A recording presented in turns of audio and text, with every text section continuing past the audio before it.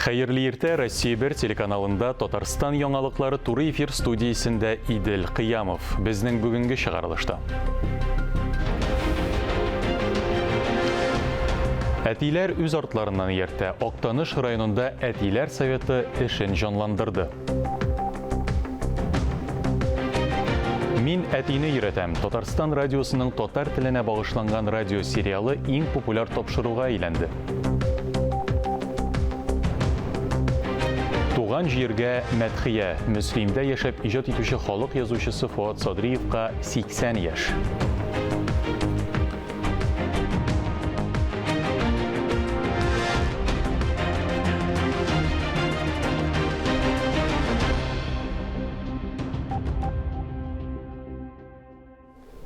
Бүген бөтен дөнья туберкулезга каршы көрәш көне. Ул киң җәмәгатьчелекнең игътибарын йогышлы авыруга каршы профилактик чараларны нәтиҗәле уздыруга юнәлтүне күздә тота. Туберкулезга каршы көрәшнең быелгы чаралары вакыт бара лозунгы белән үтә. Татарстан радиосының иртәнге манзара тапшыруы туры эфирында Идел буе федераль округының баш фтизиатры профессор Равил Вәлиев туберкулезны дәвалау һәм йогышлы авырудан саклануның көнүзәк сорауларына җаваплар бирде. Үпкә, бронх, сулыш юллары авыруларының үзенчәлекләре турында сөйләде. Шулай ук ковидка каршы прививка ясату мәсьәләсенә тукталды. Радио тыңлаучыларны кызыксындырган кайбер сорауларга да ачыклык кертте. Бүгінгі күнде инде dünya күләмендә бу проблеманы күтәрелде. Дөрестән дә менә dünya күләмендә шушы профилактик чаралар аркасында халык бит ел сайын инде флюорография узадыры, тикшерүләре вакытында туберкулез табылып, аны вакытында дәвалау өчен инде шушы коронавирус аркасында күп профилактик чаралар тыелды. Шуның өчен инде бүгенге көндә узган кешеләрнең саны кимеде. Шуның аркасында авыруларның саны официаль цифрлар буенча кимеде, ләкин без кызганычка каршы инде көтәбез. Менә шушы коронавирус биткәченнән кешеләр инде ограничениялар менә бу биткәченнән кешеләр флюорография уза башлагачыннан алар арасында туберкулез авыруларының саны артырга мөмкин дип, шуның өчен бу кызганычка каршы шушы коронавирусның сәбәбе дип әйтеп була. Шуның өчен инде әгәр дә сезнең мөмкинлегегез бар икән, флюорографияны вакытында узарга кирәк. Мин әтине өйрәтәм. Татарстан радиосында татар теленә багышланган юмористик радиосериал нәкъ шулай атала. Татарстан президенты каршындагы татар телен саклау һәм үстерү мәсьәләләре комиссиясе ярдәме белән башкарылган яңа тапшыру турында хәбәрчебез Мөршидә Җиһан репортажы. Татарстан дәүләт телерадио компаниясының радио тапшырулар хезмәте тыңлаучыларына аеруча игътибарлы. Тапшыруларда яңалыклар кертеп торабыз. Менә айрым бер шәхесләргә Сәлих Сәйдәш музыка сатналыгы, Муса Җәлил, Гамәр Бәширов язатына башка атна буе теге үзебездә булган тапшыруларны алып, аларның тавышларын файдаланып, яңа тапшырулар атна уздырган идек һәм ул радио тыңлаучыларда ихтирам казанган иде һәм алар рәхмәтләрен белдереп торалар иде. Ләкин үзләренә дәвам итә бу туган телне саклау һәм үстерү буенча да зур эш алып барыла башлагач, монда без катнашырга булдык. Хезмәттәшләребез әледән-әле яңа сәхифә ача, элеккеге традицияләрне яңарта. 20 елдан соң радиосериал жанры яңадан сапты. Кадерле дуслар, игътибарыгызга юмористик радиосериал «Мин әтине өйрәтәм». Танығансыздыр, радиосериалда Камал театры артистлары Дания Нурлы, Хәлим Җәләй, Алина Мөдәрисова һәм радио хезмәткәрләре катнаша. Менә бу иҗади коллектив бик изге эш башлады. Монда татар теленең сафлыгы, матурлыгы, аның ахәңе турында сүз бар. Мине мондый проектка беренче тапкыр чакырдылар. Чакыру өчен бик зур рәхмәт әйтәсем килә Насим абыйга. Һәм менә без монда озвучкада утырган бергә эшләгән артистлар белән, данлыклы артистлар белән Дания Нуруллина һәм Хәлим абый Җәләлов белән бергә тавышландырганга мин бик горурланам. Мин үзем режиссер буларак бу тапшыруны әзерлим, эфирга бирәм. Бөтен бизәлеш ягыннан, инде музыкаль бизәлеш ягыннан да үзем эшлим. Һәм үзем катнашам да әти буларак. Әти буларак инде минем роль Казанда үскән татар малае инде, аның баласы менә Камил, ол гимназияда, әтисен оқиын дей, отличник, профессор диярлік. Ол әтисен үйреті енді. Әтисе Қазанда өскен, Камил татар тілін білмей. Нишексің әлі ул? Иптәш профессорның біріні терлеп шықты, значит. Радио тапшыруның авторы Нәсим Акмал. Мин әтине иретәм тапшыруын Татарстан радиосынан тыш, Татарстан авазы онлайн радиосы аша тыңларга мөмкин.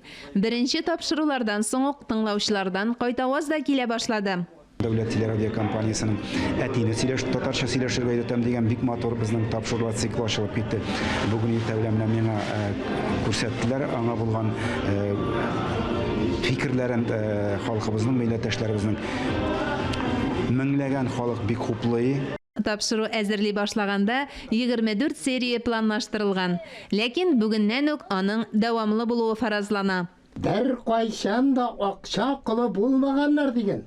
Мөршидә Җиһан, Ирек Хәмидуллин, Татарстан яңалыклары. Татар халкында гомер-гомергә әти кешенең роле беренче куела. Әти сүзе, әти хакы, ата насихаты, гаиләне саклаучы да, яклаучы да. Актаныш районында әтиләр советы оештыруның максаты балалар тәрбияләүдә әтиләрнең, дәү бабайларының ролен үстерү. Бала белән әтине бер-берсенә якынайту. Иске Байсар авылында әтиләр советының киңәйтелгән утырышы узды. Утырышта Татарстанның баш казые Җәлил хәзрәт Фазыевның тәрбия юнәлешендә әйткән фикерләре, күтәргән мәсьәләләре һәркемне уйланырга мәҗбүр итте. Иске Байсар мәктәп укучылары кунакларны милли ризыклар, ипи-тоз, чәк-чәк белән каршылады, авыл шәҗәрәсе белән таныштырдылар. Тармакланып киткән нәсел агачында Җәлил хәзрәт таныш исем Карабәк исемен табып алды. Баксаң, Карабәк аның шәҗәрәсендә дә зур урын алып тора икән. Шулай итеп, Балтач районының Борбаш авылы белән Актаныш районының Иске Байсар авылын уртак бабайлар берләштерә. Авылларыбызны, шушы биналарыбызны югалтмыйча балалар белән тутырга кирәк. Аның өчен иртә калырлык, авылда калырлык, әни кеше булырлык, кызлар тәрбияләргә кирәк. Һәм инде ир кеше булырлык, гаиләне тотарлык, ирләр тәрбияләргә кирәк. Аттестатында билгесе матур булсын, әйбәт диплом алсын, профессия үзләштерсен, әмма бит профессия әти-әни булып профессиясе. Шулай булмаганда без демографик хәлне дә төзәтә алмыйбыз, авылларыбызны саклап кала алмыйбыз. Актаныш мәктәпләрендә укытучыларның күпчелеге хатын-кызлар. Уку-укыту, тәрбия эшчәнлегендә ират педагогларга ихтыяҗ зур. Өстәвенә, әтиләрнең эш бизнес белән мавыгып, гаиләгә, бала тәрбияләүгә вакытлары калмый. Бала тәрбияләү мәктәптә дә, гаиләдә дә тулысынча хатын-кызлар җилкәсенә төшә. Киләчәк кешесен тәрбияләү нәкъ менә гаиләдән, әти-әни җылысыннан башлануын искә төшерде әлеге очрашу. Төрле җирлектә әтиләр советының эшчәнлеген белән танышачакбыз, тәҗрибәләрен уртаклашачакбыз, чөнки төрле җирлектәге әтиләр эшчәнлеге алар төрле. Без барыбыз да бергә белем һәм тәрбия бирүдә бердәм көч куярбыз дип өметләнәбез.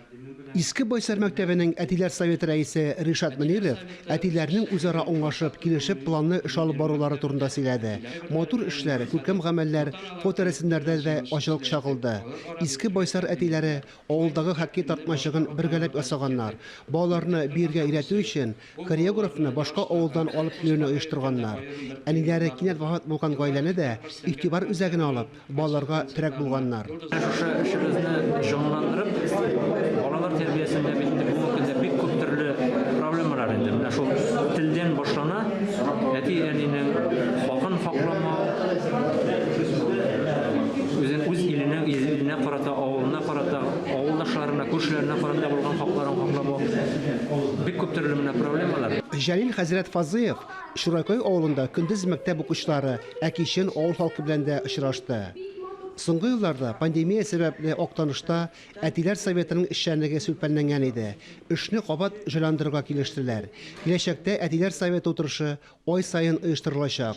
Киләсе елда яңа Әлем авылы әтиләренең эш тәҗрибәсен өйрәнергә җыеналар. Фанис Мөхәммәтов, Ләйсән Газизова, Актаныш районы мәгълүмат үзәге. Татарстанда бердәм дәүләт имтиханын тапшыру өчен төп чорда 83 имтихан уздыру пункты ачыла. Алар республиканың барлык муниципаль берәмлекләрендә эшләячәк. Пунктларда онлайн видео күзәтү белән 1525 аудитория була. Имтиханнарда катнашучылар өчен урыннар саны 22 меңнән артык. Бердәм дәүләт имтиханы һәм дәүләт чыгарылыш имтиханын үткәрү өчен төп чорда 6500-дән артык педагогия хезмәткәре җәлеп ителә. Алдагы еллардагы кебек үк имтиханда аудиторияда контроль үлчәү материалларын бастыру технологиясе һәм имтихан үткәрү пункты штабында җаваплар бланкларын сканерлау кулланыла. Имтихан материалларын пунктларга тапшыру электрон чыганакларда башкарыла. Мәктәп ашханәләрен планнан тыш тикшерү башланды. Кулланучылар хокукларын яклау һәм кеше иминлеге өлкәсендә күзәтчелек федераль хезмәте прокуратура белән берлектә мәгариф оешмаларының азык-төлек блокларында рейдлар үткәрә. Соңгы берничә айда Буада мәктәптә туклану мәсьәләсе бик кискен тора. Төрле тикшерүләр үткәрәләр. Ата-аналар контроле оештырыла. Бүген менюда дәге, пешкән тавык ите һәм чигендер салаты. Комиссия ризыкларны барлык күрсәткечләр буенча тикшерә. Кайнар ашларның температурасы Цельсий буенча 65 градустан да түбәнрәк булмаска тиеш. Салат порциясе бер балага 60 грамм тәшкил итә. Стараемся выполнять все предписания Роспотребнадзора. Роспотребнадзор куйган барлык таләпләрне, нормаларны үтәргә тырышабыз. Гигиена мәсьәләсендә дә барысы да тәртип. Укучылар ашханәгә кергәндә чыкканда кулларын юалар. Әзерләнгән ризыкларны ашап бетермәү проблемасы башлангыч сыйныф укучылары арасында аеруча кискен тора. Нәкъ менә сабыйлар еш кына мәктәп ризыгыннан канәгать түгел. Бөтен баланы 100% бөтенесен ашап бетерү дигән әйбер мин инде әйтергәм булдырып булмыйдыр. Чөнки кемдер безнең дигәне бөтенләй ашамый. Бүген безнең дигә кенә, ләкин инде шуның хәтле контроль булгач, алар аз гына булса да ашадылар. Кемдер безнең карабыдай яратмый, аны без инде мәҗбүр итә алмыйбыз карабыдай ашады. Кемдер безнең балык яратмый, бөтенләй балыкны, безгә балыкны обязательно куярга кирәк. Кемдер безнең итле ризыкларны бөтенләй ашарга яратмый. Шуңа күрә 100% ашатылып бетерә алмаз без күпме генә тырышсак та. Кешене мәҗбүр итеп үзе ашата алмаган азыкны ашата алмыйбыз. Шулайда бик теләп һәм яратып ашаучы балалар да юк түгел. Белгечләр шулай ук продуктларның сыйфатын һәм сакланышын, техниканың төзеклеген һәм мәктәп азык-төлек блокларының җиһазланышын тикшерделәр. Рейдлар нәтиҗәләре буенча кагыйдә бозулар булса да, андасында гына. Отсутствие термометров для измерения температуры. Кайнар ризыкларның температурасын үлчәү өчен термометрлар булмау, савыт-саба җитмәү проблемасы бар. Шәһәр мәктәпләрендә балаларга ашау өчен урыннар җитеп бетми. Шуңа да берничә смена оештырылган. Ашханә хезмәткәрләре эшен бу берникадәр катлауландыра. Яңа кагыйдәләр буенча ризыкларның әзерләнү сыйфатын билгеләү һәм контрольдә тоту системасы да булырга тиеш. Сүз уңаеннан мәгариф идарәсе бу проблемалар турында хәбәрдар. Алар барлык җитешсезлекләрне кыска вакыт эчендә бетерергә вәгъдә итә. Кулланучылар хокукларын яклау һәм кеше иминлеге өлкәсендә күзәтчелек федераль хезмәте прокуратура белән берлектә районның 21 мәктәбен тикшерде. Визит кагыйдә буларак көтмәгәндә уку йорты җитәкчелеген кисәтмичә генә оештырыла. Вопросы обеспечения горячим питанием детей. Мәктәпләрдә укучыларны кайнар ризык белән тәэмин итү мәсьәләсен Буа шәһәр прокуратурасы даими контрольдә тота. Роспотребнадзор белән берлектә тикшерүләр үткәреп торабыз. Рейдлар барышында берничә санитар кагыйдәләрне бозу очраклары ачыкланды. Аларны бетерүгә карата нинди чаралар үткәрүне билгеләячәкбез. Ачыкланган җитешсезлекләрне бетерү өчен мәктәпләргә 1 ай вакыт бирелә. Аннары кабат тикшерү үткәрәчәкләр. Сүз уңаеннан якын арада районның 5 мәктәбендә азык-төлек блокларын модернизацияләү башланачак. Алсу Самигуллина, Сирин Хәсәнов, Татарстан яңалыклары. Республика хуҗалыклары язгы чәчүгә тагылма техника орлык әзерләүне дәвам итәләр. Актаныш районының Нур хуҗалыгы язгы кыр эшләренә тулысынча әзер инде. Биредә кыр эшләренә әзерлекнең торышы буенча семинар узды. Россия техник күзәтчелек идарәсенең Актаныш бүлеге җитәкчесе Илдус Хакимов үз йөрүшле техниканы теркәү, техник карау уздыру таләпләре, куркынычсызлык кагыйдәләре турында сөйләде. ЮХИДИ инспекторы Ленар Ямалетдинов транспортның техник торышы өчен җаваплы булган вазифаи затларны административ һәм җинаять җаваплылыгы белән таныштырды. Семинарда шулай ук былтыр авыл хуҗалыгы транспорты катнашында булган юл һәлакәтләре, бәхетсезлек очраклары буенча мисал материаллар китерелде. Жауаплы җитәкче белгечләр язгы кыр эшләрендә катнашачак техника, тагылма агрегатларны карап чыктылар. Баш инженерларга таләпләр куйдылар. Комиссия Нур хуҗалыгының барлык төр транспортын яхшы яктан бәяләде. Татарстанда балалар рәсем ясый 15-нче республика телевизион конкурсы башланды. Безнең телерадиокомпания конкурсны Мәгариф һәм фән министрлыгы, Юл хәрәкәте иминлеге дәүләт инспекциясе, Юл хәрәкәте иминлеге дәүләт бюджет учреждениесе Бердәм Россия партиясе белән бергә үткәрә. Быел яшь рәссамнар Россиядә фән һәм технологияләр елы, Татарстанда туган телләр һәм халык бердәмлеге елы, куркынычсыз юллар һәм табибларга рәхмәт номинацияләрендә катнаша. Әлмәттән репортаж. 4-нче сыйныф укучыларының якты, ачык төсләргә буялган рәсемнәренә карап сокланып туймассың. Һәрберсенә тирән мәгънә салынган. Россия фәне көне тарихын яхшы беләләр. 1724 елда Петр I указы белән Россия фәннәр академиясенә нигез салына. Балаларның үзләренең дә максатлары киләчәктә югары квалификацияле белгечләр булу. Тут собраны научные исследования или приборы для их изучения. Янәшәдәге кабинетта балалар туган телләр темасына рәсемнәр ясыйлар.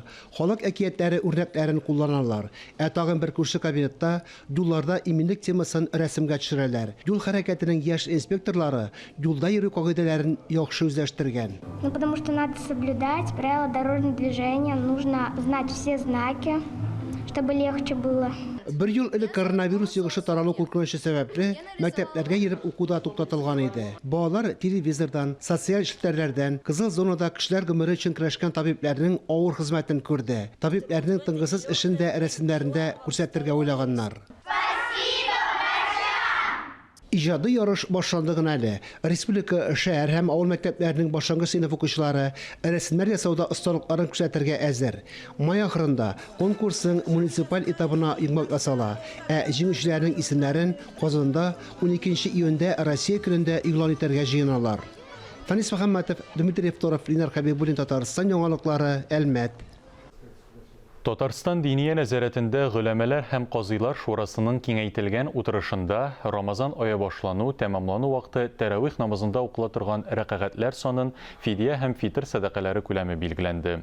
13 апрельдә уразаның 1-нче көне, 12 майда уразаның соңгы көне. 12 апрельдә 1-нче тәравих намазы укыла, 13 майда ураза гаете була. Тулырак мәгълүматлар Диния нәзарәтенең рәсми сайтында. Ураза бәйрәме уңайыннан гает намазын уку хакында нәзарәт өстәмә рәвештә хәбәр итәчәк. Апрельдә Чаллыда Татарстан мөселманнары Диния нәзарәте кубогына мөселманнарның татар милли һәм кул көрәше буенча берләштерелгән 12-нче Россия күләм ачык турниры уза.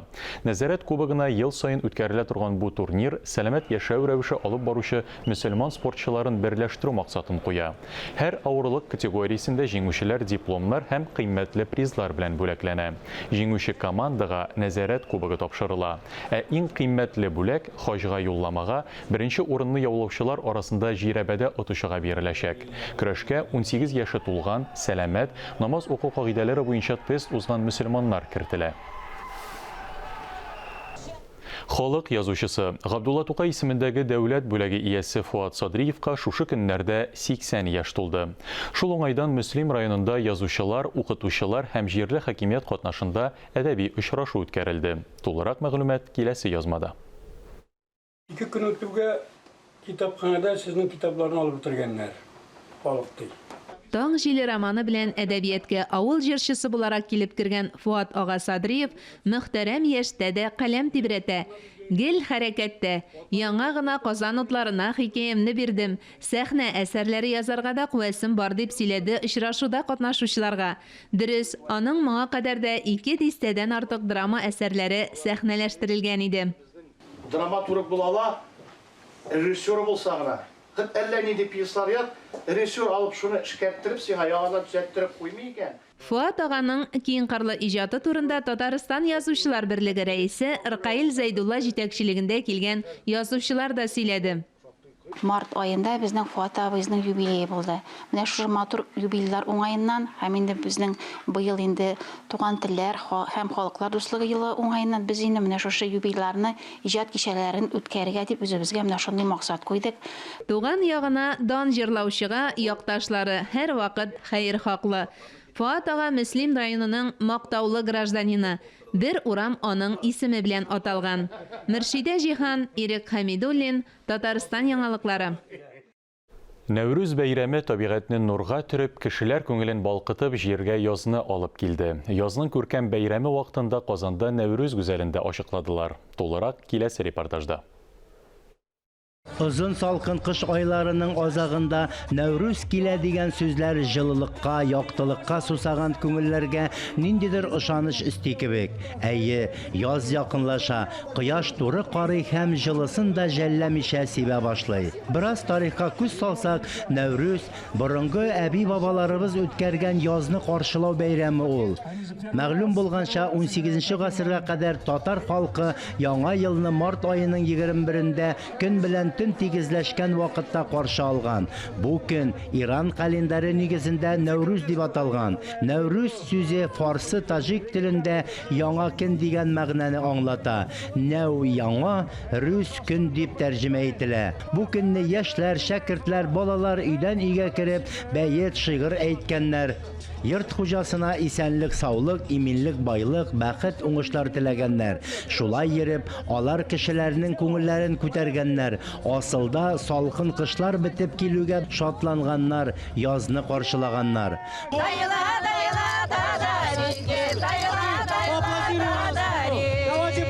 Бу бәйрәмнең иң күңелле мизгелләренең берсе Нәүрүз бикәне сайлау булган.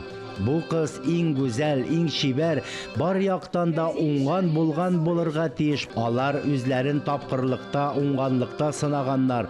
Халык җырларын башкаруда, милли бию осталыгында, милли ризык, халык ашларын әзерләүдә ярышканнар. Халыклар дуслыгы йортында үткәрелгән кичә дә нәкъ шуны ачыклады. Алда үткәрелгән турларда бик күпләр арасыннан сайланып алынган гүзәл кызлар ярымфиналда тагын бер тапкыр сынау үттеләр. Соңгы сынау Казан халкы өчен зур мәйданда тәкъдим ителде. Безнең максатыбыз 5-6 ел элек бу Нәүрүзне уздыра башлагач, Казанга яңа традицияларыбыз, безнең иске традицияларыбыз булган Нәүрүзне кайтару иде. Шушындый зур шәһәргә әлбәттә язны каршы ала торган бер бәйрәм кирәк иде бит инде. Ә ул бит инде табигый нәрсә, Нәүрүз. Көн белән төн тигезләшкән вакыт. Һәм Аллага шөкер, менә быел без халыкка башкача эндәштек. Без интернет ашада блогерлар белән дә, үзебез дә бик күп кешеләр белән элемтәгә чыктык. Аллага шөкер, безнең биредә бүген Татарстан Халыклар Ассамблеясына керүче 11 төрки оешма катнаша, 4 генераль консул килде, чит дәүләтләрнең, һәм иң мөһиме халык килде. Халык инде сәгать 10-нан безнең мәйданыбыз тулган иде, сөенечебез шуңа зур. Без уйлыйбыз, дөньяда һәр нәрсәнең үз урыны булырга тиеш. Ә язның башы ул Нәүрүз. Әйтерсең дә бу менә татарларның Сабантуй бәйрәме, менә бүген нәкъ шушы Нәүрүз бәйрәмен без күзәтәбез, ясадык. Аллага шөкер, бүгенге һава торышы да безгә шундый хөкем сөрә, яхшы һава торышы. Һәм инде күрәсез, кеше бик күп. Инде без тырыштык. Шушы Нәүрүз бәйрәмен елдан-ел популярлаштырып, чөнки халык авыл кызы. Бу ел инде безнең халыклар бердәмлеге елы, халыклар теле елы. Бәйрәм, Нәүрүз бәйрәм мүбәрәк булсын. Бәйрәм иртәнге якта башланып, кояш баеган чыга кадәр дәвам итте. Язны зарыгып көтүчеләр өчен зур шатлык булды. Әйтеп үтү урынлы булыр. 2021 елның Нәүрүз гүзәле булып Казахстан кызы Карина Каптуллина танылды. Аннан соң Үзбәкстаннан Юлия Ким һәм Кыргызстан кызы Диана Забоевалар тамашачыларның алкышларына күмелделәр. Фәннур Хәсәнов, Илдар Галәүддинов, Камил Зайнуллин, Татарстан яңалыклары. Әлеге сәгатькә шундый яңалыклар иде. Мин Идел Кыямов, бүгенгә сезнең белән сау буллашам. Исән-имин, сау-сәламәт булыгыз.